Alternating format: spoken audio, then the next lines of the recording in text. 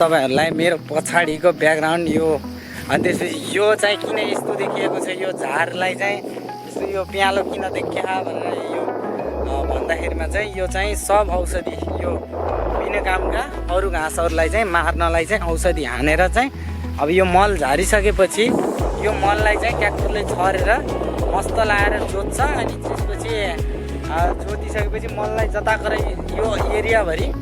जताकतै यो एरियामा चाहिँ मजाले जोतेर हैन अनि त्यसपछि जोतिसकेपछि नयाँ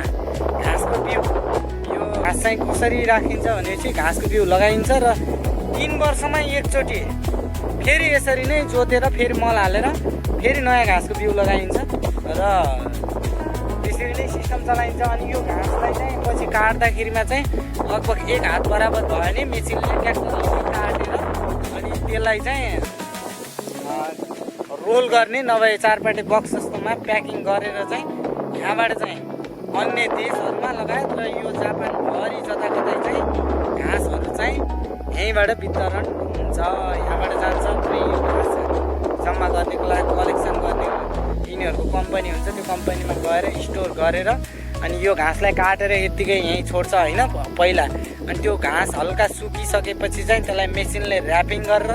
अनि यसको काँचा स्टोर गर्ने कम्पनी त्यो ठाउँमा गएर भण्डारण भएर अनि त्यही अनुसार त्यहाँबाट चाहिँ कहाँ पशुपालन छ त्यहाँ लगेर चाहिँ बिक्री वितरण गरिन्छ सो यही नै हो साथीहरु यो म आउनुको यहाँ चाहिँ हाम्रो चाहिँ गाई गोरु पालेको ठाउँबाट चाहिँ यहाँ चाहिँ मल आउँछ अनि यो मल चाहिँ यहाँ छर्नुभन्दा अगाडि चाहिँ यो तपाईहरुले देख्नु भएको छ यतापट्टि चाहिँ हरियो छ नि यो हरियो भएको चाहिँ घाँस लगाइसकेको ठाउँ यो किनकि यो बन्जर भएको चाहिँ यहाँ औषधि हानेर चाहिँ यहाँ भएको घाँसलाई चाहिँ मारेर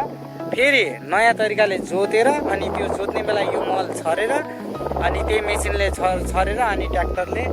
सबै काम गरिसकेपछि बिउ घाँसको बिउ हानेर अनि 1 वर्षमा त्यो घाँस काट्ने भइसकेपछि 3 वर्षसम्म त्यही घाँसलाई लगातार काटेर 3 वर्षपछि फेरि रिसाइकल गरिन्छ भन्ने कुरा चाहिँ मैले यहाँ चाहिँ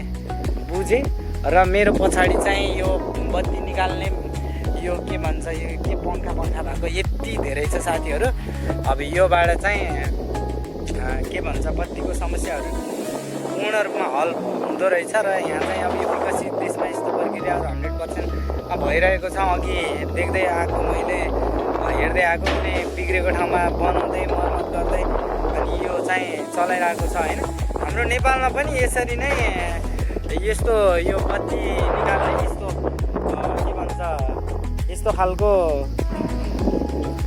के भन्छ नाम चाहिँ मलाई एक्ज्याक्ट थाहा भएन यसको हैन यिनी सामानहरु राखेर चाहिँ